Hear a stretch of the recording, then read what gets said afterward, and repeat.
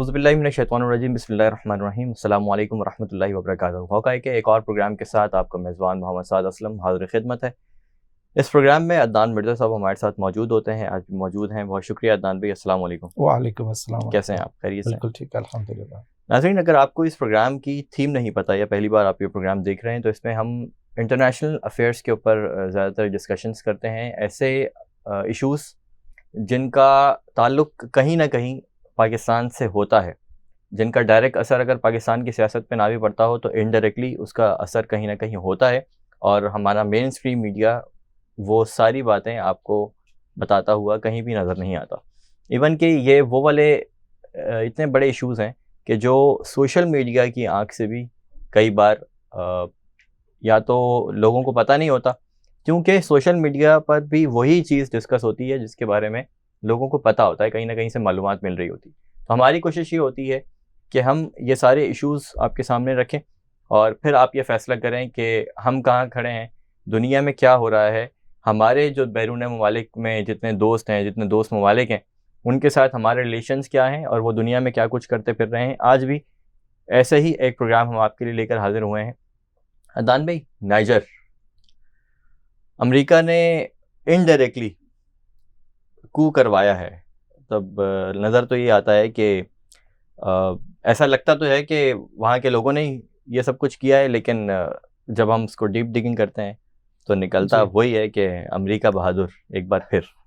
تھوڑا سا نائجر کے بارے میں عدنان بھی ہمارے ناظرین کے لیے بتائیے، کیونکہ چھوٹا ملک ہے، بہت زیادہ فیمس نہیں ہے، لوگوں کو شاید نہیں پتا ہو۔ ہاں نہیں، ویسے رقبے کے لحاظ سے تو اتنا چھوٹا نہیں ہے۔ افریقہ آپ کو پتہ ہے میپ کے اوپر دکھاتے ہیں چھوٹا، لیکن افریقہ کے بہت سارے ممالک ٹھیک ٹھاک بڑے ہوتے ہیں۔ رائٹ۔ تو ایک تو نائجیریا ہے جس سے ہم اکثر سننے میں آتا ہے نائجیریا، لیکن یہ نیجر ہے، یہ بالکل اس کے برابر میں ہی ہے۔ اس کے ساتھ اور بھی کنٹریز لائک مالی، برکینا فاسو، یہ اس کے ساتھ ہے۔ یہ لینڈ لاک کنٹری ہے، اوکے، ٹھیک ہے، اور ویسٹرن افریقہ کے اندر آلموسٹ سب سے ہی غریب ملک ہے یہ، ٹھیک ہے، ٹھیک ہے۔ اور یہاں پہ فرانس کا انفلوئنس زیادہ تھا، کیونکہ فرانس کی کالونی رہ چکے ایک عرصے سے، تو اور پھر یو ایس کا ایز اے جو آج کل کا کیا کہتے ہیں سپر پاور ہے، تو اس وجہ سے جو ہے نا یو ایس کا ٹھیک ٹھاک انفلوئنسز کنٹری پہ ہے۔ تو ہوا یہ کہ 28 تاریخ کو پچھلے مہینے کی کو ہوا یہاں پہ۔ ویسے تو اس ملک میں جب سے یہ انہوں نے آزادی لی، کیا کہتے ہیں اپنا فرانس سے 1960 میں آزادی لی، اس کے بعد سے 4 کو پہلے ہو چکے ہیں۔ ایک 71 میں ہوا تھا، پھر ایک 96 اور پھر 99، پھر 2010 میں۔ وہ ملٹریز کے خلاف ہوتے رہے ہیں یا پھر الیکٹڈ؟ نہیں، الیکٹڈ آپ کو پتہ ہے جب یہ جتنی بھی کالونیز تھیں، کیونکہ جب یہ کالونی والا سسٹم ختم ہوا، یہاں پر بہت انسٹیبلٹی رہی ہے، کیونکہ جو کالونیز تھیں دیکھیں انہوں نے ایک بہت بڑی انویسٹمنٹ کی ہوئی تھی، اتنے سالوں سے اس ملک کو لوٹ رہے تھے، ایک دم سے World War II کے بعد ان کو چھوڑنا پڑا۔ لیکن وہ ٹیکنیکلی تو وہ کہیں گے کہ بھائی آن دا فیس آف اٹ ہم نے چھوڑ دیا، لیکن انہوں نے اپنے انٹرسٹ کو کبھی چھوڑا نہیں، ہمیشہ سے انفلوئنس کرتے رہے اپنی ایکس کالونیز پہ، چاہے وہ فرانس ہو یا اٹلی کسی سینس میں ہو یا برٹن ہو۔ انہوں نے ہمیشہ سے جو ہے نا جہاں جہاں پہ ان کی کالونیز تھی وہاں پہ انفلوئنس کرتے رہے، اور ادھر کے نیچرل ریسورسز کو ایکسپلائٹ کرتے رہے، لوگوں کو بھی ایکسپلائٹ کیا انہوں نے اپنے مفاد کے لیے۔ بیسکلی ویسے تو کہہ گئے کہ بھائی کالونی ختم ہو گئی، لیکن جو کالونیز سے بینیفٹ ان کو ہوتا تھا وہ انہوں نے جاری رکھا، ٹھیک ہے۔ پھر یو ایس گیم میں آیا، World War II کے بعد آپ کو پتہ ہے ایک سپر پاور تو یو ایس ہے۔ تو یو ایس نے ہر جگہ جہاں پہ یہ کالونیز تھیں وہاں پر جا کے اپنے بھی مفاد کے لیے چیزیں کرنی شروع ہوئیں۔ تو جیسے آپ سمجھ لیں سب کانٹیننٹ کے اندر انگلینڈ کا انفلوئنس تھا، پہلے کالونی تھی یہ برٹش کی، اس کے بعد یو ایس نے بیسکلی جو رہی کسر تھی وہ انہوں نے اپنے انفلوئنس سے پوری کرتا رہا یہاں سے۔ اسی طرح فرانس افریقہ میں بہت ساری کنٹریز میں انوالو ہے، اور وہاں پہ بھی یو ایس جو ہے، اب جیسی یہ بہت پور کنٹری ہے، نیجر جو ہے بہت پور کنٹری ہے، میجورٹی مسلم کنٹری ہے، اوکے، لیکن یہاں پر ایک ان کو ایک را مٹیریلز یہاں سے ملتے ہیں اور ایک ان میں سے کی ہے وہ ہے یورینیم اور. اچھا ہاں تو یورینیم اور جو ہے آپ کو بتایا اس کی لائک ویسی انٹرنیشنل مارکیٹ میں ٹھیک ٹھاک ویلیو ہے. آئی مین اپنے اس کے باوجود کیوں اتنی غربت؟ اس کے بعد کیونکہ کرپشن بیسکلی جب یہ کالونیز تھیں اس کے بعد سے جتنی بھی انسٹیبلٹی رہی ہے نا یہاں پہ, کیونکہ آپ کو دیکھ وہ آپ کا جو نیٹ ورک آپ کہہ لیں کہ جو بھی گورنمنٹ آئی چاہے وہ ڈیموکریسی آپ اس کو کہہ لیں یا پھر ملٹری لیڈرشپ میں, ان میں کرپشن بہت رہی ہے. ٹھیک ہے, تو وہ ہر ایک دوسرے کو بلیم کرتے رہے کیونکہ ابھی تک ان کو بہت ساری کالونیز ایسی ہیں جہاں پر ابھی تک یہی ڈٹرمن نہیں ہو پایا کہ ڈیموکریٹکلی الیکٹڈ لیڈر کو ٹاپ پہ ہونا چاہیے یا ملٹری کو ٹاپ پہ ہونا چاہیے. یہ ڈیسائیڈ نہیں ہو پا رہا, یہی ڈیسائیڈ نہیں ہو پا رہا. ہر جگہ پہ آلموسٹ یہی آپ دیکھیں گے, پاکستان میں بھی مسئلے بیسکلی وہی ہیں جو کہ ایکس کالونیز کے, کیونکہ یہ ایک ان نیچرل پروسیس ہوا تھا اور وہ جو ہے نا تو وہ گیم ابھی تک چل رہی ہے. اور پھر فارن انفلوئنس ہے نا, کیونکہ جہاں پہ بھی آپ کے ویک لنکس ہوتے ہیں یا ایسے آپ کے لوگ ہوتے ہیں جو اپنے مفاد کو اوپر رکھتے ہیں اور ملک کے مفاد کو نیچے رکھتے ہیں, پھر وہاں پر کرپشن اور اس طرح کی فورن انٹرفیئرنس جو ہوتی ہے نا بہت زیادہ رہتی ہے.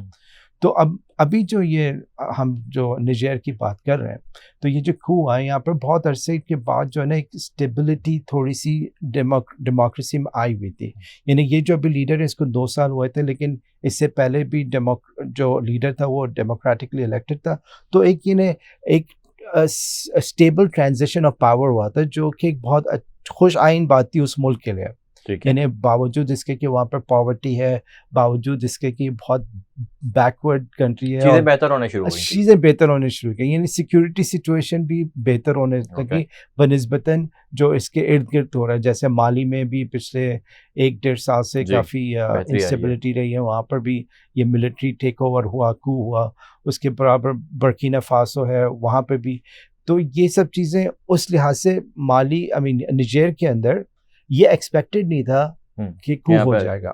ٹھیک ہے, لیکن یہ جو اور آپ کو بتائیں جو ایک اور چیز اس میں مینشن کر دوں کہ جو ملٹریز ہیں جتنی بھی اس خاص طور پہ اس ایریا میں, ان کو یہ جو ٹریننگ ان کے جو آفیسرز ہیں ان کو ٹریننگ یا تو فرینچ والے کرتے ہیں یا US سے وہ لوگ ٹریننگ کرتے ہیں. تو ابھی آدھی کہانی تو یہیں سے سمجھ آ جاتی ہے. تو پچھلے یعنی آپ سمجھے تقریباً 2008 سے لے کر اب تک US کے جو ٹرین ہوئے ہوئے آفیسرز ہیں انہوں نے ویسٹرن افریقہ میں تقریباً 10 کے قریب کو کیے ہیں. ٹھیک ہے, تو وہ اب بظاہر تو ہم وہ کہیں گے کہ US ڈینائی کرے گا کہ ہمارا اس سے کوئی لینا دینا نہیں ہے, لیکن یہ ان آفیسرز کو ملٹری آفیسرز کو ٹریننگ ہی وہیں سے ملتی ہے. ٹھیک ہے, اب جو گیم تھوڑی سی چینج ہوئی ہے وہ یہ ہوئی ہے کہ جب سے افغانستان سے US بیسکلی بھاگا ہے اور ٹرمپ کا جو ایرا تھا اس میں US کافی ویک ہوا, اور بائیڈن کے آنے سے بھی کوئی اتنا اس چیز میں فرق نہیں پڑا. US ڈالر کی بھی ویلیو دن بدن کم ہی ہو رہی ہے انٹرنیشنل مارکیٹ. تو رشیا جو ہے وہ ایک پاور پلیئر کے طور پہ جو ہے نا آلموسٹ ہر جگہ پہ اپنا بیسکلی انفلوئنس کر کے جہاں جہاں بھی کو ہوتے ہیں, تو اگر ان کو انٹرنیشنل جو آپ کا ویسٹرن ڈومینیٹڈ میڈیا ہے یا ویسٹرن ڈومینیٹڈ یا یورو اور US کا جو آپ کہہ لیں فرنٹ آتا ہے جو بھائی چارہ چل رہا ہے, وہ جب کہتے ہیں کہ نہیں ہم اس کو سپورٹ نہیں کر رہے, تو وہاں سے رشیا کہتا ہے میں آپ کو سپورٹ کروں گا. ٹھیک ہے, تو بیسکلی کاؤنٹر بیلنس ہو رہا ہے. تو اب بیسکلی رشیا اس پوزیشن میں ہے کہ وہ ہر جگہ جو ہے نا اپنا ایک لے کے آتا ہے, اور بیسکلی جہاں پہ ان کو لگتا ہے کہ یہاں پر ایک ویکیوم ہے تو وہ رشیا اس کو فل کر لیتا ہے. اور رشیا بھی ڈائریکٹلی پوتن آپ کو بتایا نہیں کر رہا ہوتا, اس کا ایک وہ ویگنر گروپ ہے جو مرسنری گروپ ہے, بیسکلی وہ پرائیویٹ ہے, اور وہی چیز جو ہے نا وہی یہ چیزیں کر رہے ہوتے ہیں. اب ان کے انٹرسٹ بھی ڈفرینٹ ہیں, ان کو کبھی کبھی مڈل ایسٹ سے بھی سپورٹ مل رہی ہوتی ہے, آپ کا قطر, کبھی UAE, سعودیہ, یہ بھی ان لوگوں سے مل کے جو ہے نا اپنا انٹرسٹ جو ہے وہ نکال رہے ہوتے ہیں. فائنینشیل سپورٹ تو مل رہی ہوتی ہے, فائنینشیل سپورٹ مل رہی ہے, تو ظاہر ہے فائنینشیل سپورٹ جہاں ملتی ہے اس کے پیچھے ان کو کوئی نہ کوئی انٹرسٹ ہوتا ہے. ایگزیکٹلی. تو یہ ساری باتیں عدنان بھائی جو ہم کر رہے ہیں ابھی, ٹھیک ہے, نجیر اور نائجر بھی اس کو کچھ لوگ پروناؤنس کر رہے ہوتے ہیں, نجیر ہے بیسکلی, نجیر. تو یہ جو ساری صورتحال یہاں پر ہے, تو صورتحال پاکستان کے اندر بھی کچھ ڈفرینٹ تو ہے نہیں. یہاں پر بھی سیم وہی کرپشن ہے, یہاں پر بھی سیم وہی, پتہ ہی نہیں ہے کہ سپریم پاور جو ہے کنٹری کو رن کرنے والی وہ کون سی ہے. آیا وہ ڈیموکریٹک سسٹم جو آتا ہے اس کے نتیجے میں آنے والی گورنمنٹ ہے یا پھر ملٹری ہے, یہ پتہ ہی نہیں ہے کسی کو. اور سالوں سے یہ تماشا چلتا ہوا آ رہا ہے. کبھی آرمی کہہ جاتی ہے ہم اے پولیٹیکل ہیں, اور کبھی ایسا لگتا ہے کہ آرمی ہی ملک کو چلا رہی ہے. کبھی ڈیموکریٹک لیڈرز کہتے ہیں کہ جی اصل طاقت ہم ہیں, اور کبھی ایسا لگتا ہے کہ وہ جو ہے وہ چرنوں میں بیٹھے ہوئے کسی کے. دیکھیں ہمیں بیسکلی یہ تو پاکستان میں تو یہ انسٹیبلٹی ہے, اور یہ بہت شروع سے ہے, ابھی کی بات نہیں ہے. اور یہ آپ کی بات صحیح ہے کہ کسی کو نہیں پتا ہوتا کہ کون, اسی لیے آپ دیکھیں کہ جتنے بھی ممالک ہیں جو فورن کنٹریز ہوتی ہیں وہ ایک چینل جو ہے ملٹری کے ساتھ ہمیشہ اوپن رکھتی ہیں پاکستان, کیونکہ ان کو پتہ ہے پاکستان ملٹری جو ہے اس کے آئی مین سب سے آرگنائزڈ ہے یہاں پہ, اور بیسکلی یہ کنسسٹنٹ ہے. باقی سب آپ کو کچھ پتہ نہیں ہوتا کب گورنمنٹ چینج ہو جائے کب, تو ان کو پتہ یہ ایٹ لیسٹ یہاں پر اسٹیبل چیز جو ہے نا وہ پاکستان آرمی ہے. تو اب یہ چیز جو ہے نا ہمارے کانسٹیٹیوشن کے ساتھ اس کا وہ مطابقت نہیں رکھتی ہے, کیونکہ we're supposed to be a democratically run country, Islamic republic ہے. ایگزیکٹلی. لیکن آپ کو پتہ ہے کہ اب جیسے یو ایس بھی ہے, یو ایس کے اندر وہ ہے کہ یہ لوگ کبھی بھی آن دا فیس آف اٹ کسی کنٹری کو سپورٹ نہیں کر سکتے انٹل وہ ڈیموکریٹکلی الیکٹڈ ہوں, اور خاص طور پہ اگر کوئی ڈکٹیٹر وہاں پہ آئے تو وہ اس کو ایڈ نہیں دیتے. اس لیے جب بھی آپ نے دیکھا پاکستان کے اندر ملٹری لیڈرشپ آئی تو ہمیشہ پریشر ہوتا ہے فوراً کہ آپ جو ہے نا ہٹیں. آئی مین بیسکلی ملٹری کو جو ہے نا ہینڈ اوور کر دینی چاہیے پاور, ایون تو ان کو یہ پتہ ہے کہ جو بھی گورنمنٹ آتی ہے وہ under the thumb of the military ہوتی ہے, ٹھیک ہے نا. لیکن وہ چاہتے بھی نہیں, کیونکہ ان کو بیسکلی اپنا کام کرانے ہیں. آئی مین وہ کبھی بھی یہ نہیں چاہیں گے کہ جو ایسے کام ہو جس سے ملک جو ہے ترقی کرے یا عوامی مفاد کے کام, ان کو یہ چیز پسند نہیں, ٹھیک ہے نا. وہ صرف وہ چیز پسند کرتے ہیں جس سے ان کو at the end of the day فائدہ ہو, اور اس کے لیے وہ ہر چیز کو سیکریفائس کرنے کے لیے تیار ہے, اور وہ فورس بھی کرتے ہیں. ہم نے پہلے بھی جان پرکنس کی بات کی تھی, وہ کنفیشنز آف این اکنامک ہٹ مین, تو یہ چیز تو ابھی تک چل رہی ہے, اور یہ اس کو اس وقت تک استعمال کرتے رہیں گے جب تک کوئی اور اس کا آلٹرنیٹ نہیں آتا ہے. ٹھیک ہے دانوی, thank you so much for the programme, thank you so much for coming once again. ناظرین, یہ پروگرام جو ہم نے آج بھی آپ کے سامنے رکھا, مقصد پہلے میں بتا چکا ہوں, مقصد وہی ہے کہ ہم یہ ساری معلومات آپ تک پہنچانا چاہتے ہیں. ان سارے ممالک پوری دنیا کے اندر جو کچھ ہو رہا ہے, جو کچھ ہوتا آیا ہے, یہ ساری چیزیں شیئر کرنے کا مقصد صرف اور صرف یہ ہے کہ آپ کے پاس معلومات ہوں, آپ کو پتہ ہو دنیا میں کیا ہو رہا ہے. کیونکہ جب تک ہم اپنی سوچ کو عالمی نہیں بنائیں گے, جب تک ہم اپنی سوچ کو بڑا نہیں کریں گے, تب تک ہم اپنے ملک کے اندر کوئی بہتری لا نہیں سکتے.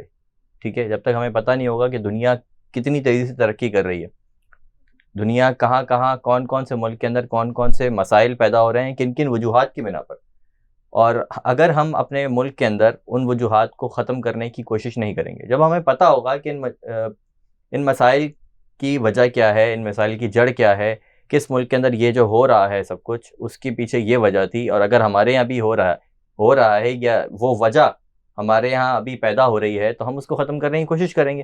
تو معلومات جو ہے وہ سب سے بڑی چیز ہے, ڈیٹا جو ہے وہ سب سے بڑی چیز ہے, اور وہ سب سے اہم چیز ہے, وہی ہم اب تک آپ تک پہنچانے کی کوشش کر رہے ہیں. ہمیں امید ہے کہ ہماری یہ کوشش کہیں نہ کہیں کامیاب ہو رہی ہوگی. اگر آپ کو یہ پروگرام پسند آیا ہو تو اپنے دوستوں کے ساتھ ضرور شیئر کیجیے گا, کیونکہ یہ معلومات بہت اہم ہے. اپنا خیال رکھیے گا, آپ سے ہوتی ہے جلد ملاقات انشاءاللہ دوبارہ کسی اور جگہ کسی اور نئے پروگرام کے ساتھ. جیسے محمد صلی اللہ علیہ وسلم سائننگ آف. اللہ حافظ.